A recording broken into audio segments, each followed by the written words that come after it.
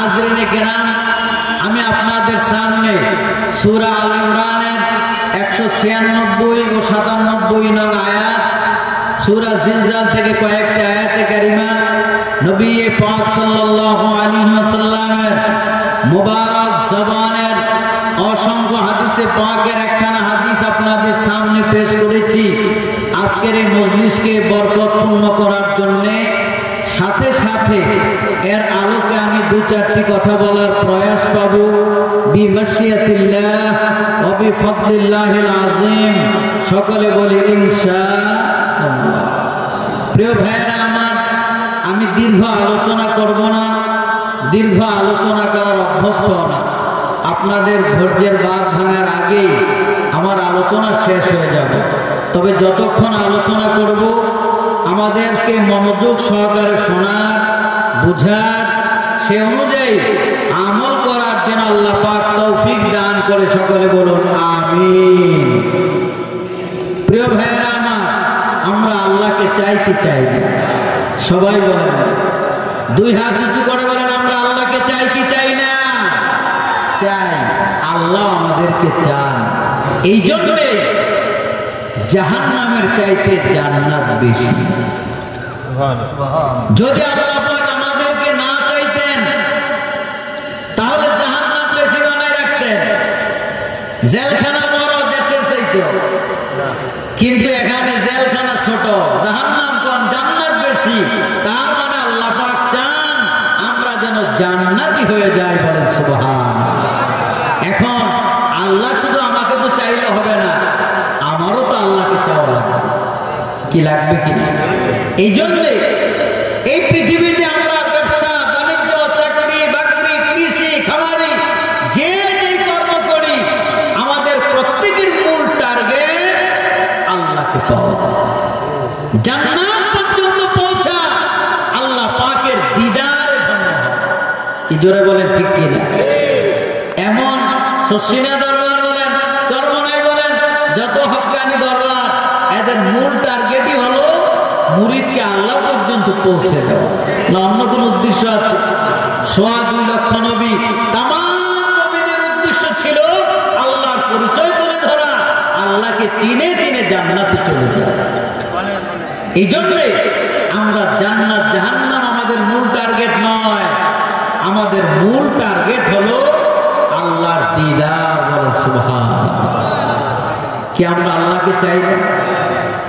এই জন্য আব্দুল কাদের জিলানী রাহমাতুল্লাহ আলাইহি, পীরানে পীর দস্তগীর, বড় পীর আব্দুল কাদের জিলানী রাহমাতুল্লাহ আলাইহি, তার জীবনের একটা বাসনা কামনা ছিল, জান্নাতোं तो जग से यार अब क्या करो, आरज़ू है मैं तुझे देखा करूं, जन्नतों तो जग से यार अब क्या करूं, आरज़ू है मैं तुझे देखा करूं। अल्लाह ने जन्नत चाहिए, জাহান্নাম চাই না, আমি জান্নাত জাহান্নামের মালিক আমার আল্লাহকে চাই। ওই জান্নাত জাহান্নামের মালিক আল্লাহ যদি আমার হয়ে যায়, গোটা জগৎ আমার কদমের নিচে চলে আসবে।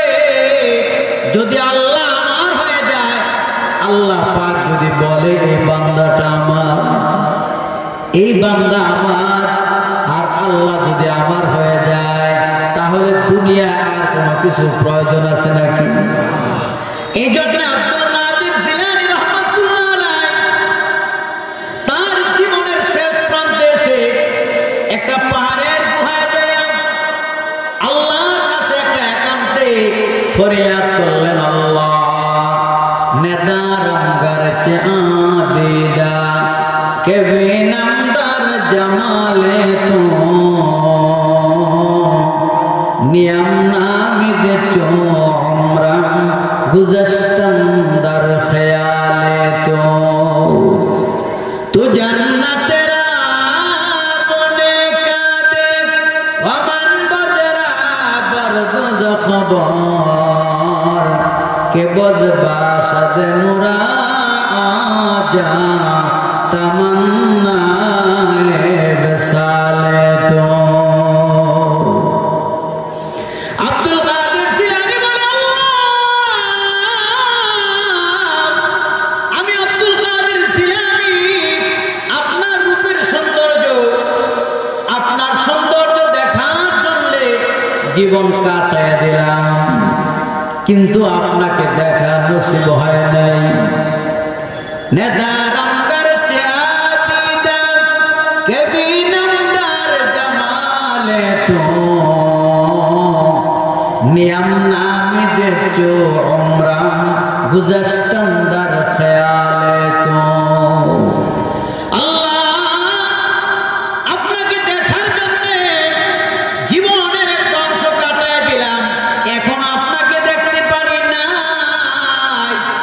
তবে আপনাকে দেখার আশায় আমার বাকি জিন্দগিটা আমি কাটায় দেব তারপরও যদি দুনিয়া না দেখতে পারি আশা ছাড়বো না ময়দানে মাহশরে আপনার যত নেককার বান্দা আছে সবাইকে আপনি জান্নাত দিয়ে দিবেন তু জান্নাত তেরা বনে কাদে ওয়ামান বদরা দরদ জখবর আল্লাহ আপনার যত নেককার বান্দা আছে সবাইকে আপনি জান্নাত দিয়ে দিবেন আর আমি আব্দুল কাদের জিলানীকে একলা জাহান্নামে দিবেন আমার কোনো অভিযোগ নাই আমার অনুযোগ নাই আমার আপত্তি নাই আমার কমপ্লেইন নাই তবে শর্ত একটা ও মালিক আল্লাহ আপনার তামাম নেককার বান্দা থাকবে জান্নাতে আর আমি আব্দুল কাদের জিলানী একলা থাকবো জাহান্নামে কিন্তু আমার একটাই আপনার কাছে দাবি আল্লাহ কে বজবাশদ মুরা আজা তামান্নায়ে বিসালে তো আপনি একটু জাহান্নামে যাইয়া আপনার পুত্রকে হাত আমি আব্দুল কাদের জিলানীর মাথায় রাখা বলবেন আমার আব্দুল কাদের তুমি কেমন আছো আপনি যদি শুধু যাই একটু খবর নেন আমি আব্দুল কাদের জিলানী জাহান্নামে থাইকা আর কোনো দুঃখ না তার মানে আমার আল্লাহ যদি হয়ে যায় জাহান্নামের আযাবও কিছু করতে পারবে না আর আল্লাহ যদি আমার না হয় জান্নাতের শান্তিতে আমার কোনো শান্তি দিতে পারবে না এই জন্য আমি জান্নাত চাই না জাহান্নাম চাই না জান্নাত ও দোজখ সে ইয়ার আব क्या करूं এগুলি দিয়ে আমি কি করব আরজু হয় মাই তুঝে দেখা করো আল্লাহ আমার ইচ্ছাটা হলো কেবল আমি মালিক আমার আল্লাহকে চাই তাহলে আল্লাহ যদি আমার হয় তাহলে আর কিছু লাগবে নাকি কি জোরে বলে লাগবে এই জন্য ময়দানে মাহশরে আল্লাহর দিদার এটা হবে বান্দার সবচেয়ে বড় পাওনা আল্লাহ রাব্বুল আলামিন জান্নাতে নাজ নেয়ামত দিবেন হুর গেলমান দিবেন খাবার দিবেন এত নেয়ামত থাকবে জান্নাতে কিছু চাওয়াও লাগবে না যা চাইবে তাই পেয়ে যাবে একটা জিনিস ইশারা করবে সাথে সাথে তার হয়ে যাবে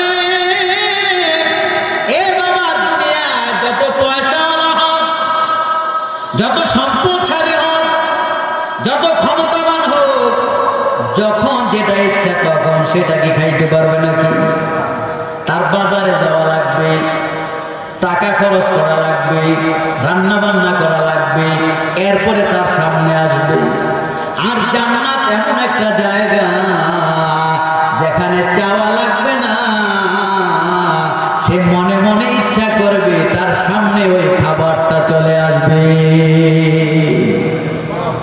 এই যে সুন্দর পাখি এই পাখিটা আর দেখা না এটা জান্নাত এই পাখিটা যদি খাইতে পারতাম সাথে সাথে ঘুণা হয়ে সামনে চলে আসে সুবহানাল্লাহ একটু আস্তে কোন মেয়েরা আরো জোরে কোয়া যাবে না সুবহানাল্লাহ। কেমন জিনিস তুমি পাইতে চাও সবই তো পাওয়া যায়, ইশারাটুকুও প্রয়োজন হয় না, শুধুই মনের ইচ্ছা। সুবহানাল্লাহ। শুধু ইশারা খাইতে পারতাম, ইসুমকের বিয়ে করতে পারতাম, বউ হয়ে যেত। কেমন জিনিস তুমি পাইতে চাও সবই তো পাওয়া যায়, ইশারাটুকু প্রয়োজন হয় না, শুধুই মনের ইচ্ছা। দুধ মধু ঝরনা বইছে, হলদে সবুজ পাখি গাইছে, চাঁদ সব সুন্দরী হুরেরা সব সেবার অপেক্ষায় রইছে। এমন বেহেশতে কে যাবে কে, আমার নবীজির তরিকাতে হাতে ধরেছে ফলো করেছে, সে যাবে সে কি জোরে বলেন ঠিক কিনা? কি কঠিন যন্ত্রণা আযাবের তর্জন, ভয়ানক হিংস্র দানবের গর্জন। কি কঠিন যন্ত্রণা আযাবের তর্জন, ভয়ানক হিংস্র দানবের গর্জন। শত কান্নায় হবে না কো এতটুক, আযাব গজবে মারজন। এমন দুজকে কে যাবে কে, আমার নবীজির তরিকাতে ছেড়ে দিয়েছে পায়ে ফেলেছে, সে যাবে সে যাবে সে। কি আমরা জান্নাত চাই না জাহান্নাম চাই? কি জোরে বলেন, জান্নাত চাই না জাহান্নাম চাই? জান্নাত। জাহান্নাম তো কেউ চায় না, কিন্তু চায়, কিন্তু জান্নাতের জন্য কিছু কাজ করা লাগবে। কি জোরে বলেন লাগবে কিনা? আমরা তো মনে করি দুনিয়ায় এত সম্পদশালী, এত বিশাল অট্টালিকা বাড়িঘর, এই লোকটার প্রতি মনে আল্লাহ খুশি। আমি গরিব মানুষ, আমার প্রতি মনে আল্লাহ খুশি না। এ ভাইরা, জান্নাতি মানুষকে কার প্রতি আল্লাহ খুশি, এটা দুনিয়ার সুরত দেখে বোঝা যায়। বান্দার সাথে আল্লাহর সাথে দিলের সম্পর্ক। মুসা আলাইহিস সালামের সময় এক পাগল রাস্তা রাস্তা হাঁটে, কেউ দেখতে পারে, ইভেন পয়গম্বর মুসা আলাইহিস সালাম দেখতে পারে, নবীও দেখতে পারে না। ফেরেশতা কি বলে, সাধারণ উম্মত দেখতে পারে না। কিছু কিছু ব্যাপার আছে বান্দার সাথে আল্লাহর সাথে সরাসরি সম্পর্ক। আত-তাকদীরু সিররুল্লাহ, রিজিকটা আল্লাহর একটা গোপন ভেদ, আকীদার কিতাবে লেখে। এটা আল্লাহর নিকটতম কোনো ফেরেশতাকে আল্লাহ জানে না, কোনো রাসূলকে আল্লাহ পাক জানে না। তাহলে নবীরাও জানে না, ফেরেশতারাও জানে না, আল্লাহ সরাসরি রিজিকের বন্টন করে। বলেন না সুবহানাল্লাহ। অনুরূপভাবে বান্দার সাথে আল্লাহর প্রেম, এটা অনেক দুনিয়ার মানুষও জানে না, কোনো অলি বুজুর্গ জানে না। তারা দেখলে মনে করে সাধারণ মানুষ, কিন্তু আসলে আল্লাহর সাথে তার গভীর সম্পর্ক। এলাকায় বৃষ্টি হয় না, লোকেরা পয়গম্বরের কাছে দোয়া চাইলেন, আল্লাহ পাকের সঙ্গে মুসা কালিমুল্লাহ 1,00,000 বার কথা বলেছে। বলেন সুবহানাল্লাহ। কালিমুল্লাহ সরাসরি আল্লাহর সাথে কথা বলতো। মুসা আলাইহিস সালাম বলে, আল্লাহ বৃষ্টি লাগবে, একটু বৃষ্টি দেন না। আল্লাহকে, মুসা তুমি কইলে কাজ হবে না, আমার ওই পাগল বান্দাটার বলতে হবে, তাইলে বৃষ্টি দেবে। পয়গম্বর মুসা কালিমুল্লাহ বলে, আল্লাহ যাকে দুনিয়ার মানুষ কেউ দেখতে পারে না, ইভেন আমিও তাকে দেখতে পারি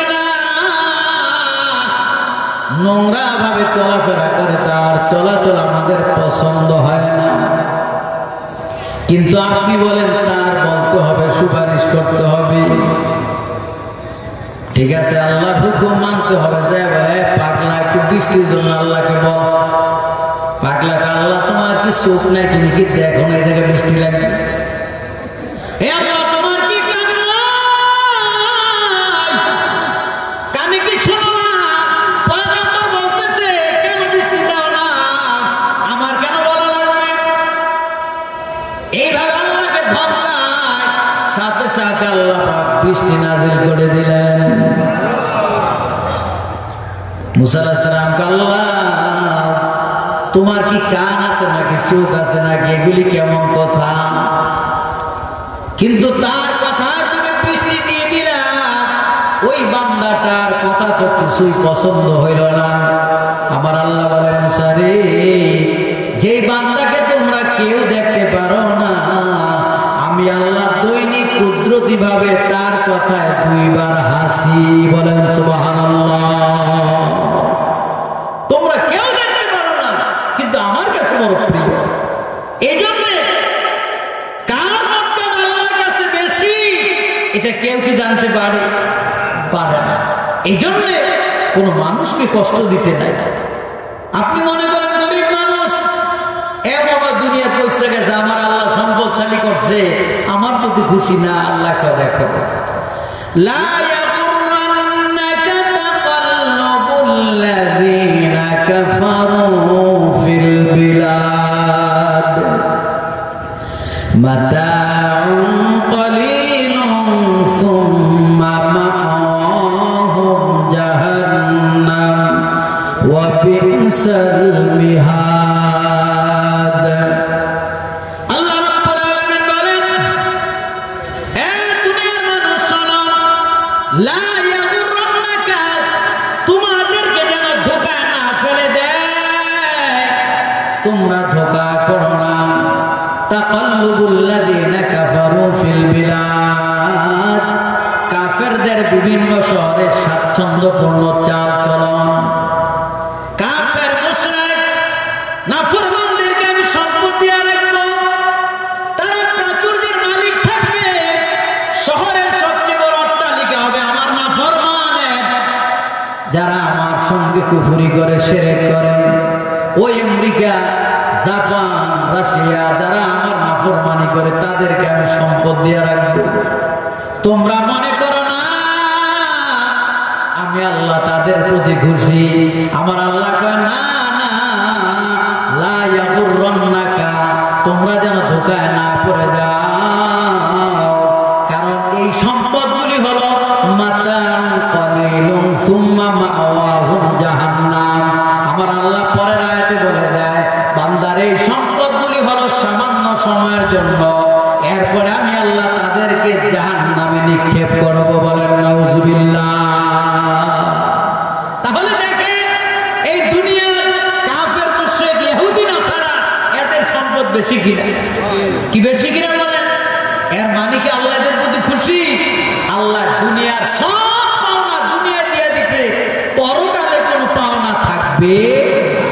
দুনিয়ার সব পাওনা বুঝে নাও, পরকালে কিচ্ছু নাই। এই জন্যে কুরবানির দিন কুরবানির গরুটাকে ভালো মতো গোসল দেয়, তাজা ঘাস দেয়। বাড়িওয়ালার গরুটাকে ফিরে, আমার আদর নাই, তোমার এত আদর, হ্যাঁ আমার দেখছো কি মেহমানদারি, আমার কি সুন্দর গোসল, কি তাজা ঘাস, তো খাও, জনমের মতো খাও। 7:30টায় জামাত, 8টায় কাইত, বুঝলেন? তোমার 8টার পর কুরবানি, আর খাওয়ার নাই, শেষ খানা খাইয়ে দেবে। আর আমি তো এখনো বহুদিন আছি, খাইতে পারবো। আল্লাহ পাক ইমানদার, যারা আল্লাহ পাকের প্রিয় বান্দা, তাদেরকে আল্লাহ পাক সম্পদও দিয়ে পরীক্ষা করেন, আবার ফকিরও বানায় পরীক্ষা করেন। কিন্তু মুমিন বান্দা রাজা বিল কাজা, যেই অবস্থা আল্লাহ পাক বান্দাকে রাখবে, সেই অবস্থায় বান্দা বলবে আলহামদুলিল্লাহ। সম্পদ দিয়েছে, আলহামদুলিল্লাহ, যেন আমি সম্পদের পরীক্ষায় কামিয়াব হতে পারি। আল্লাহ পাক আমাকে অভাবে রেখেছে, আলহামদুলিল্লাহ, আমি যেন ধৈর্য ধারণ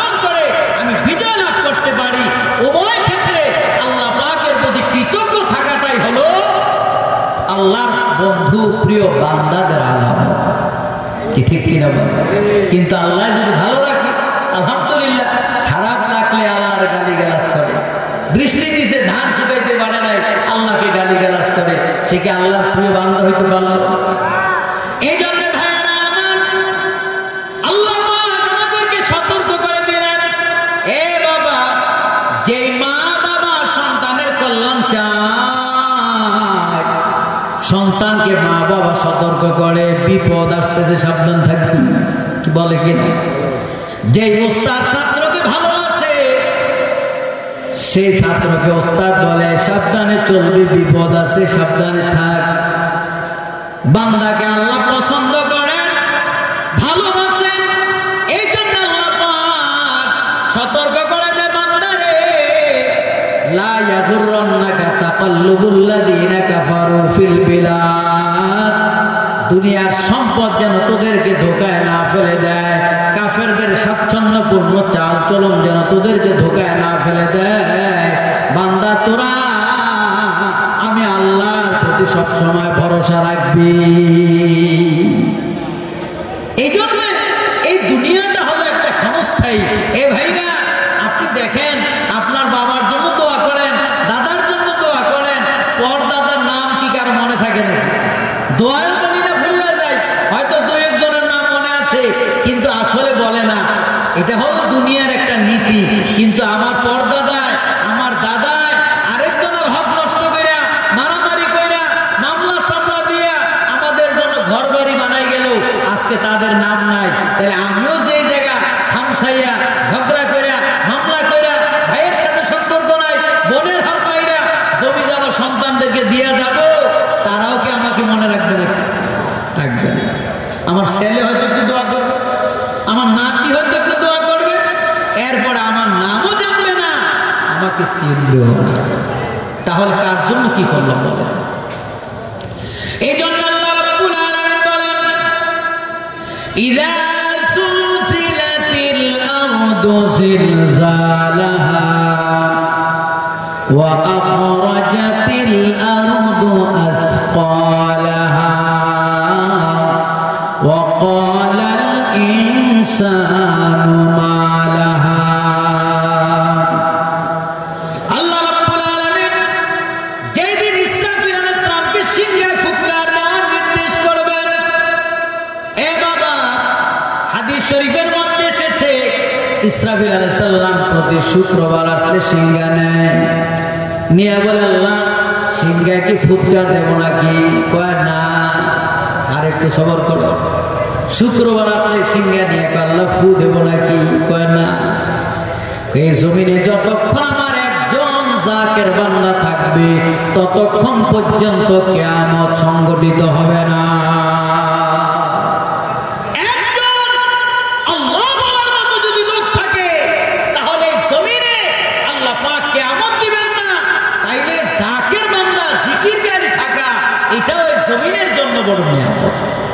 বলেন না সুবহানাল্লাহ।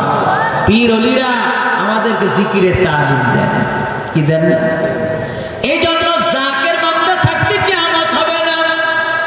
কিন্তু যেই দিন আল্লাহ রাব্বুল আলামিন ইসরাফিলকে বলবেন, ইসরাফিল সিংহা ফুৎকার দাও।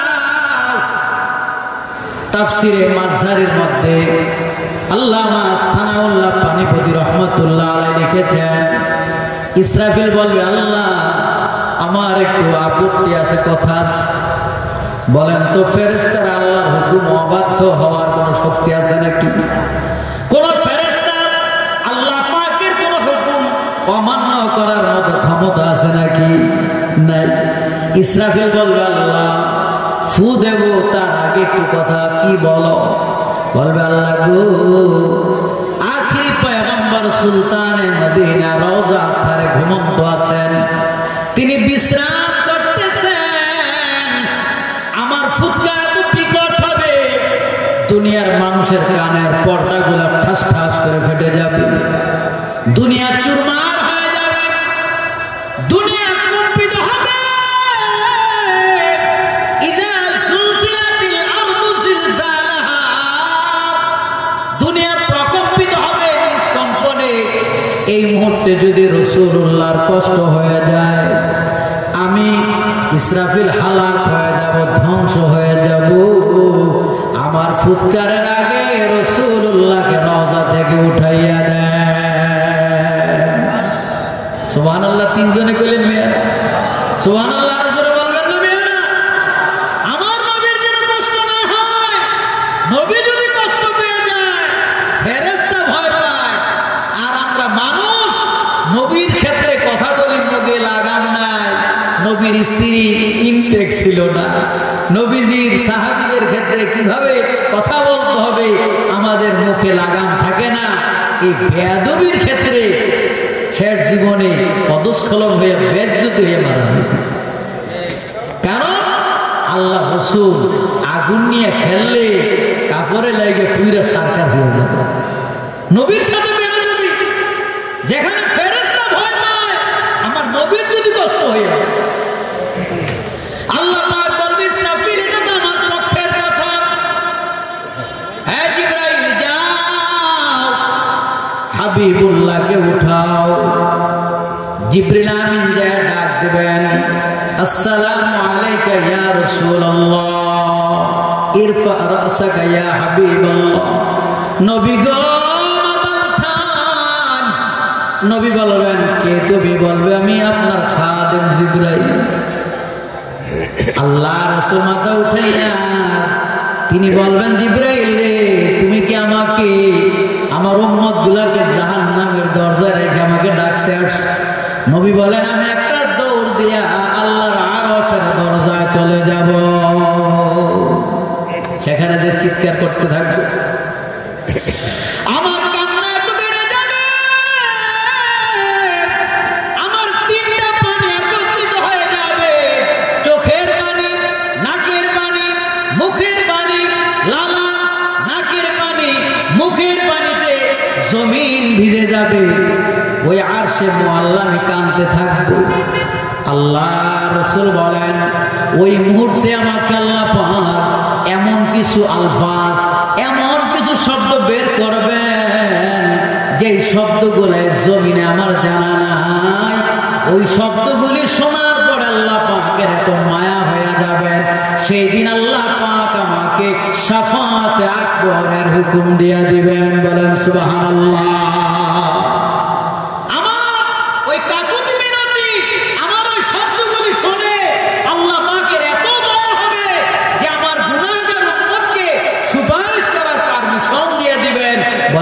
সুবহানাল্লাহ। সেই দিন যখন সিংহে ফুৎকার দেওয়া হবে, এবার প্রথম ফুৎকারে তামাম দুনিয়া ধ্বংস হয়ে যাবে। ইযা সুলজিলাতিল আরদু জিলজালাহা।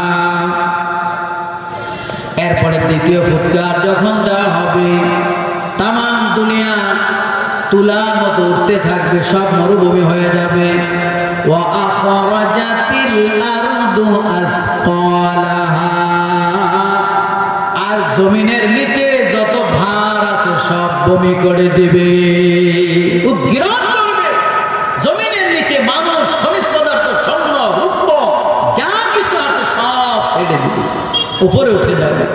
প্রথম ফুৎকার ইসরাফিল আলাইহিস সালাম যখন দিবেন, দুনিয়া ধ্বংস হবে, সব মানুষগুলি মৃত্যুবরণ করবে।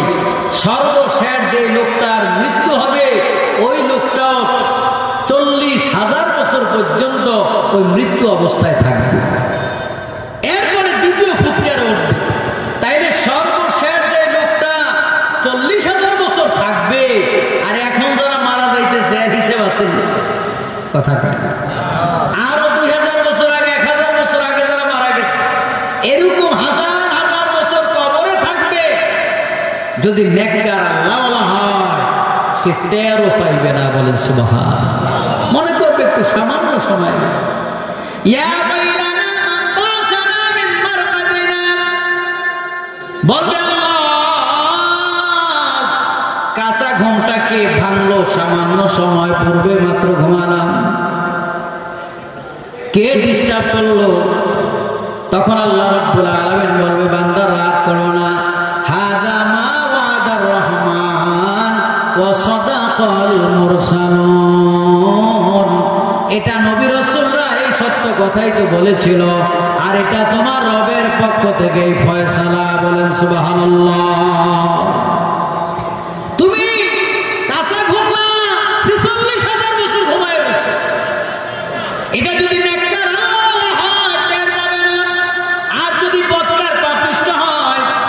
একটা মুহূর্ত তার 1000 বছরের মতো কষ্টে কাটবে।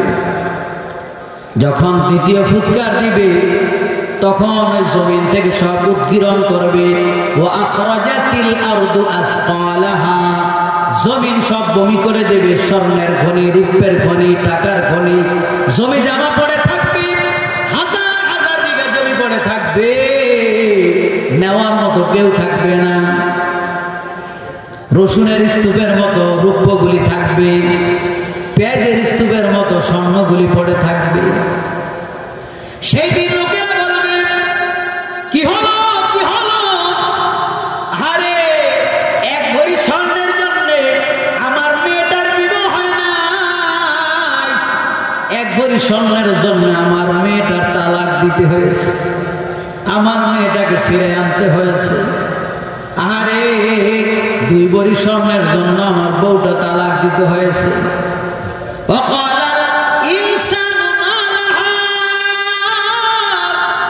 সেই দিন মানুষেরা বলবে, কি হলো কি হলো, এই স্বর্ণের খনি, রূপের খনি, জায়গা হাজার হাজার বিঘা জায়গা পড়ে আছে, অথচ আমার বোনের সঙ্গে 2% জায়গা নিয়ে ঝগড়া কইরা 22 বছর কথা কই নাই, মামলা চালাইছি।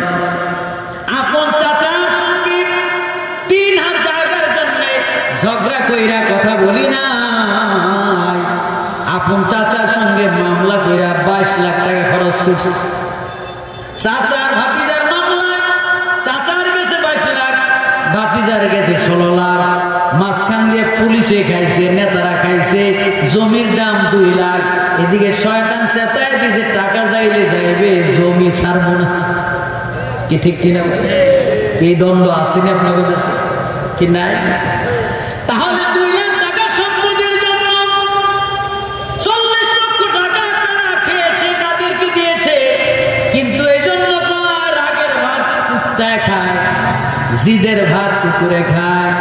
ওই 2% জায়গার জন্য আত্মীয়তা ছিন্ন করেছে, প্রতিবেশীর হক নষ্ট করেছে। আজকে তার হাজার হাজার বিঘা জমির মালিক কাউকে খুঁজে পাওয়া যায় না,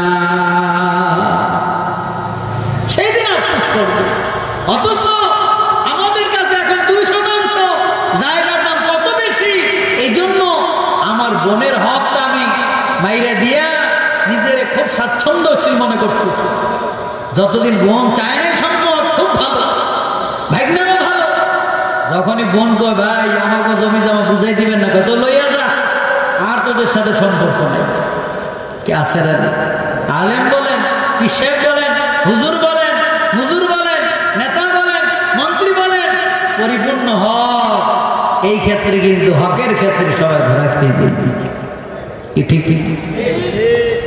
এই জন্য আল্লাহ রাসূল বলেন, বুখারী শরীফের হাদিস, কিয়ামতের দিন আমলনামা অনেক নামাজ থাকবে, অনেক রোজা থাকবে, অনেক যাকাত থাকবে, অনেক দান থাকবে, অনেক জিকির থাকবে, অনেক দরুদ থাকবে, অনেক তাহাজ্জুদ থাকবে। এরপরও জাহান্নামে যাবে। এত আমল নিয়ে যখন আল্লাহর কাছে যাইবে, কিছু লোক দাঁড়ায় বলবে, আল্লাহ আমার কিছু পাওনা আছে, তার কাছে আমি টাকা পাই। বোন যায় দাঁড়াইবে, আল্লাহ আমার জমি বুঝাই দেয়, আজকে আমার জমি বুঝাই দিতে কোন।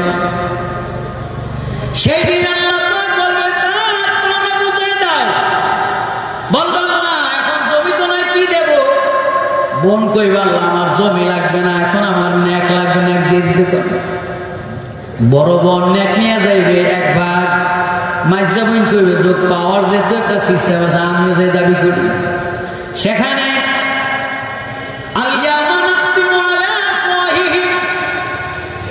সেই দিন মুখ কথা বলার প্রয়োজন হবে না, সব মুখ তালা দিয়ে দিবে, হাত পা কথা বলবে। সেই দিন আপনার কিছুই বলতে হবে না। আল-ইয়াওমা নাখতিমু আলা আফওয়াহিহিম ওয়া তুকাল্লিমুনা আইদিহিম ওয়া তাশহাদু আরজুলুহুম বিমা কানু ইয়াকসিবুন। আপনার কর্মে সব বলে দিবে, আপনার কিচ্ছু বলা লাগবে না। ভাই বোন বলবে আর আপনি অস্বীকার করবেন, কাজ হবে। আপন তো আপন বোন পক্ষে তো থাকবে না। ইয়াউমা ইয়াফিরু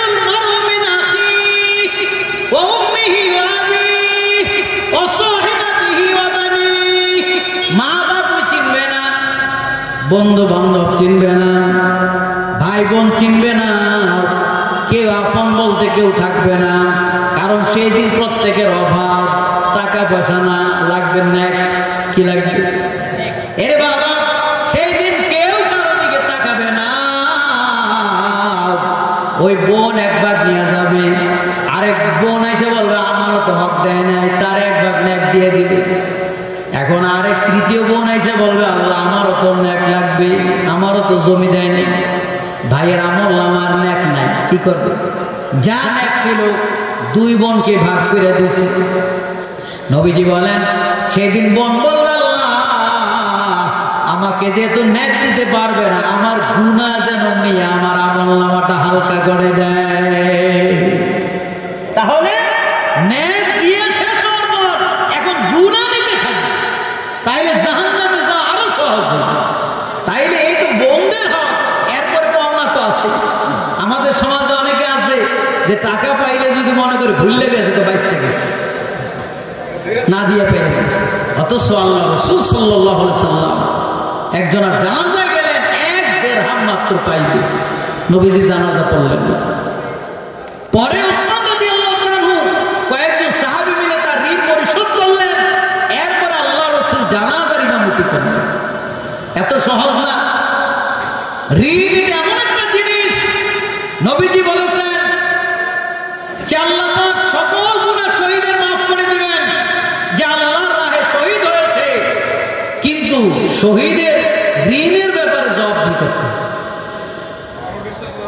যুদ্ধের ময়দানে গিয়ে শহীদ হয়ে গেছে, যদি কারো কাছে ঋণ থাকে এই ব্যাপারে ওসিয়ত করে যেতে হবে।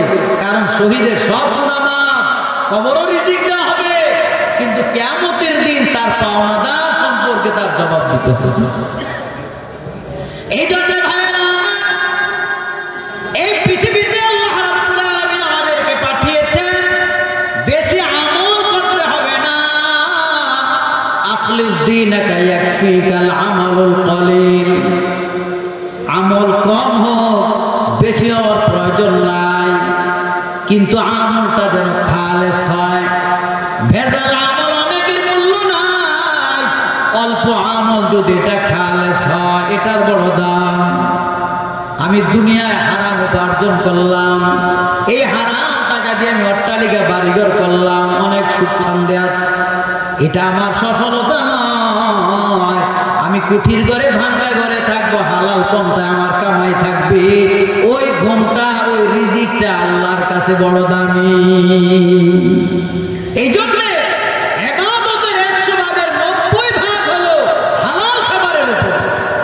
আজকে আমাদের সমাজে হালালের কোনো বাছাই নাই, যা পায় পাইকারি দরে খায়, কি আছে না? না, শুধু পাইকারি দরে খাওয়ার কারণে আমাদের ইবাদতের স্বাদ পাই না, লজ্জা পাই না। ইবাদতে নামাজে দাঁড়াইলে কখন নামাজটা শেষ করব ব্যস্ত হয়ে যায়। আর আমাদের আকাবের যারা ছিলেন সাহাবায়ে কেরাম, সুবহানাল্লাহি ওয়া বিহামদিহি, এরা নামাজে দাঁড়াইতেন, তেলাওয়াত করতেন, দুনিয়ার কোনো কিছু তাদেরকে বাধা দিতে পারত না। নামাজে দাঁড়াইতেন, দূর থেকে দেখে মনে হইতো যেন একটা গাছ দাঁড়াইছে, বলেন না সুবহানাল্লাহ, একটা গাছ দাঁড়িয়ে আছে। আর আমরা নামাজের মধ্যে কত মোড়ামুড়ি, চুলকাচুলকি, মশা মারে, কাশি দেয়, নামাজের মধ্যে তার আমল দেখলে আমলে কাশি হয়ে যায়। আর সাহাবায়ে কেরাম কেমন নামাজ পড়েছেন? তাবুকের যুদ্ধে আল্লাহর নবী সরওয়ারে কায়নাত 30,000 সাহাবী নিয়ে যুদ্ধে যান। নবীজি তাবুকের যুদ্ধে সাহাবীদেরকে দায়িত্ব বন্টন করে দিলেন, তোমরা 2 জন সাহাবী আমাকে রাত্রে পাহারা দিবে। তাবুকের যুদ্ধে সরাসরি আল্লাহ রাসূল সেনাপতিত্ব করেছেন। 2 জন সাহাবী মশওয়ারা করলো, ভাই রে আমরা 2 জন যেহেতু পাহারা দেব, 2 জন আর সজাগ থেকে লাভ নাই, তুমি কিছু সময় ঘুমাও, আমি দাঁড়ায় দাঁড়ায় পাহারা দিই, আবার আমি কিছু সময় ঘুমাবো, তুমি পাহারা দিবা, ভালো কথা। এখন যে সাহাবী দাঁড়ায় দাঁড়ায় পাহারা দিবে, কিছু সময় ভাবতেছে এমনি এমনি দাঁড়াই থেকে লাভ কি, আমি দাঁড়ায় দাঁড়ায় করি, কোরআন তেলাওয়াত করি। ওই সাহাবী নামাজে দাঁড়াইয়া যায়, যখন কোরআন তেলাওয়াত করতেছে, কোরআন তেলাওয়াতের স্বাদ এমন ভাবে পেয়ে গেছে, ওই তেলাওয়াত করা অবস্থায় শত্রুরা তাকে টার্গেট করে একটা তীর নিক্ষেপ করেছে। তীরটা তার বগলের পাশে এসে লাগে ভেতরে ঢুকে গেছে, ঢুকে রক্তক্ষরণ হচ্ছে, প্রচন্ড আঘাত হচ্ছে, রক্তে ভিজে গেছে, শরীর দুর্বল হয়ে গেছে, এরপরও কেরাত বন্ধ করে না। কাফের দ্বিতীয়বার মনে করছে মারা যায় না, এখনো তো দাঁড়ানো, আরেকটা টার্গেট করে আরেকটা তীর মারছে, আরেক পাশে যে লাগছে। যখন আরেক পাশে যে তীরটা লেগেছে, তখন ওই সাহাবী দাঁড়ানো থেকে হেলে পড়ে ওই সাহাবী ভাইয়ের কাছে যে পড়ে গেছে। ওই সাহাবী ঘুম থেকে লাফ দিয়ে উঠে বলে, ভাই রে, সময় হয়ে গেছে নাকি আমার ডিউটির? তাকে দেখে তার দুই পাশে দুইটা তীর, রক্তে, প্রচন্ড রক্তে পুরা জমিন ভিজে গেছে। বলে, ভাই রে, তোমার এই অবস্থা কেন? বলে, ভাই আমি দাঁড়ায় দাঁড়ায় ভাবছি, একা দাঁড়ায় লাভ কি, আমি নামাজরত থাকি, তেলাওয়াত করতে থাকি, কিন্তু কাফেররা আমাকে এক এক করে দুইটা তীর মেরেছে। খোদার কসম, রাসূলুল্লাহ যদি না থাকতেন, আমাকে হাজার তীর মারলেও আমাকে নামাজ থেকে দূরে সরাইতে পারতো না। কিন্তু আমি ভাবতেছি, যদি আমাকে তীর নিক্ষেপ করে আমাকে জীবন্ত শহীদ করে দেয়, এরপরে তোমাকে টার্গেট করবে, রাসূলুল্লাহকে টার্গেট করবে। এখন আমি যদি তোমাকে সজাগ না করে দেই, তাহলে আমরা রাসূলুল্লাহর কিভাবে পাহারা দেব, নবীজিকে কিভাবে বাঁচানো যায়, এই মশলাটা করা লাগে। এই জন্য আমি নামাজ ছেড়ে দিয়েছি, নতুবা আমার যত বড় বিপদ আসুক, আমি আল্লাহর কালাম তেলাওয়াতের লাজ্জাত থেকে দূরে যাইতাম না। এই ছিল সাহাবায়ে কেরামের তেলাওয়াতের শান, এই ছিল সাহাবায়ে কেরামের নামাজের শান। এই জন্যই তো সাহাবায়ে কেরাম নামাজ পড়েছেন, আনতাবুদাল্লাহ কান্নাকা তারাহু ফাইন লাম তাকুন তারাহু ফাইন্নাহু ইয়ারাক। তারা নামাজের মধ্যে আল্লাহকে দেখতেন, এই জন্য তীর ঢুকে গেছে আর টের পায় নাই। নামাজের পরে নামাজের মধ্যে তীর খুলে ফেলছে, টেরও পায় না। আর আমাদের নামাজে মশা কামড় দিল, টের পায় না, কি ঠিক না? কারণ আমাদের ঈমান সেই মজবুত হয়নি। এই জন্য ভাইয়েরা, এই দুনিয়ার লোভ লালসা আমাদেরকে যেন দুনিয়ার আমল থেকে দূরে সরাই না দেয়, এটাই খেয়াল রাখতে হবে। শয়তান আমাদের পেছনে লেগে আছে না নাই? কথা কন, আছে কি না? এই জন্য দুনিয়ার লোভ লালসা, আমার ঘর বাড়ি অট্টালিকা সম্পদ, এটা আমার সফলতা নয়। আমি ভাঙা ঘরেও যদি আল্লাহকে খুশি রাখতে পারি, এটাই হবে আমার সফলতা। কিন্তু দুনিয়া যারা সম্পদশালী মনে করেন ওনারা খুব সুখে আছে, না। কারণ যার যত সম্পদ, তার চেয়ে বেশি আরো প্রয়োজন হয়ে যায়। ঠিক কিনা বলেন? যে ৬,০০০ টাকা বেতন পায় উনিও চলে, যে ৩০,০০০ টাকা বেতন পায় উনিও চলে, যার ১.৫ লাখ টাকা বেতন, ওনার মাইয়া বলার টেরা হইছে, কানা হইছে, ন্যাংরা, ওই ঘুষ খেয়ে হারাম টাকা কামাই করে। এমন এক বিপদ আছে, এক বিপদে তার ৩০ বছরের কামাই শেষ। কি ঠিক কিনা বলেন? এই জন্য হারাম কামাই এটা যাইতে বইলা যাবে, আর হারাম উপার্জন এটা যাইতে বইলা যাবে না। এই জন্য আল্লামা ইবনে কাইয়িম রাহমাতুল্লাহ আলাইহি কি চমৎকার একটা দৃষ্টান্ত দিয়েছেন। ওয়ামা ইয়াকুন সাহাবিদ দুনিয়া ইয়াকুন মিসলা আবিদিন আলাল মাই খায়নাতুন ফুরুজুল্লাহ সাবিরিন। আপনাদের এলাকায় পুকুর আছে, নদী আছে, খাল আছে? পুকুরে, খালে, নদীতে কোমর পর্যন্ত পানিতে নামবেন, এরপরে হাত দিয়ে মনে খামসাবেন, এই পানি আমার, এই পানি আমার, এই পানি আমার, এই পানি আমার। উপরে উঠে হাতটাকে ঝাঁকি দিবেন, কয় মুখ পানি টিকবে? হ্যাঁ, এক মুঠো না। আল্লামা ইবনে কাইয়্যিম রাহমাতুল্লাহ আলাইহি বলেন, এক পৃথিবীর মানুষ শোনো, পানি খামসা আর বল পানি আমার, পানি আমার।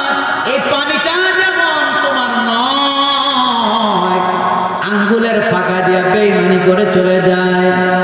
ইবনে কাইয়্যিম বলেন, যারা বলে দুনিয়া আমার, দুনিয়া আমার, দুনিয়া আমার, তাদের থেকে অমনি ভাবে দুনিয়াটা লাথি মেরে চলে যায়। তারা দুনিয়া অর্জন করতে পারে না, আর চাইবে অর্জন করতে পারে, তা খাইয়া যাইতে পারে না।